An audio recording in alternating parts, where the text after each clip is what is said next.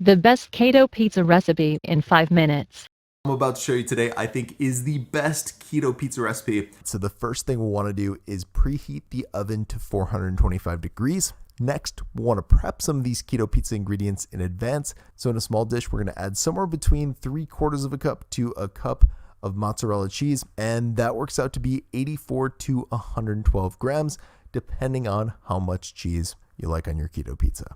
Next, we're going to prep the pizza sauce, and as you're seeing here, the sauce I went with is Hunt's. And this stuff is great for keto pizza because not only does it have just 2 net carbs per serving, but it has no sugar added to it as well. Anyways, for today's keto pizza recipe, I think the perfect amount of pizza sauce is about a half a cup or 125 grams. So that's the amount that I'm going to add to my food scale. And the last thing we're going to prep out is going to be some coconut oil. And today we're using a tablespoon or 14 grams of that for our keto pizza. All right, so now that all that prep work is done, we're just going to start weighing out all the dry Kirkland's.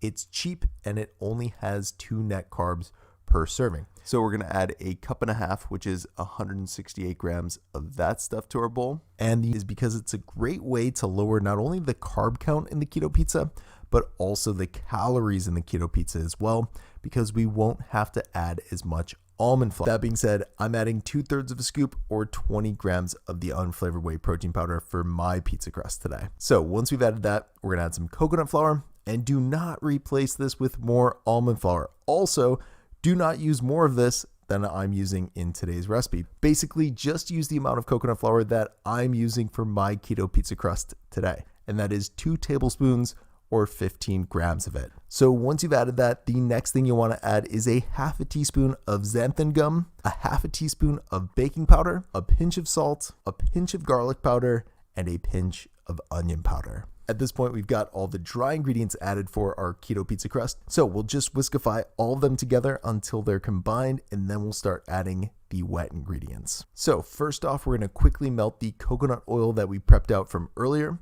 And then we're going to add that to the bowl. And then we're also going to add some eggs. More specifically, we're adding 2 large eggs for today's keto pizza. Now at this point, you'll want to take out a spatula and combine the wet ingredients into the dry ingredients, and you'll want to do this until a crumbly ball of dough forms. Once it does, that's when you want to roll up your sleeves and start working the ball of dough with your hands until it becomes smooth and the yolks from the eggs fully incorporate with the other ingredients. When the yolks fully dissolve into the other ingredients, that's when you want to get out some parchment paper, add the ball of keto pizza dough to it, and then you want to cover the keto pizza dough with another sheet of parchment paper. And the reason we're doing this is because, as you're seeing here, it makes it much easier to roll out the dough. Also, the keto pizza dough won't stick to your rolling pin when you're rolling out the dough this way either.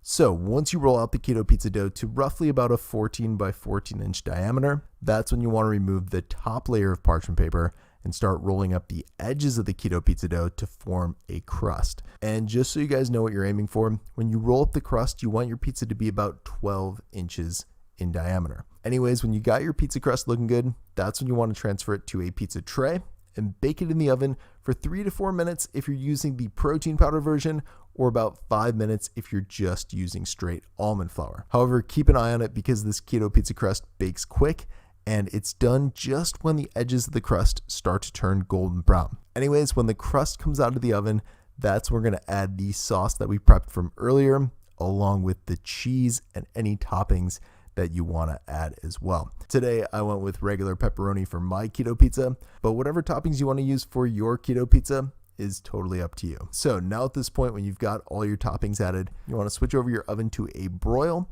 and then you want to broil the keto pizza for about 3.5 minutes or until the cheese just totally melts. Once that happens, the pizza is done.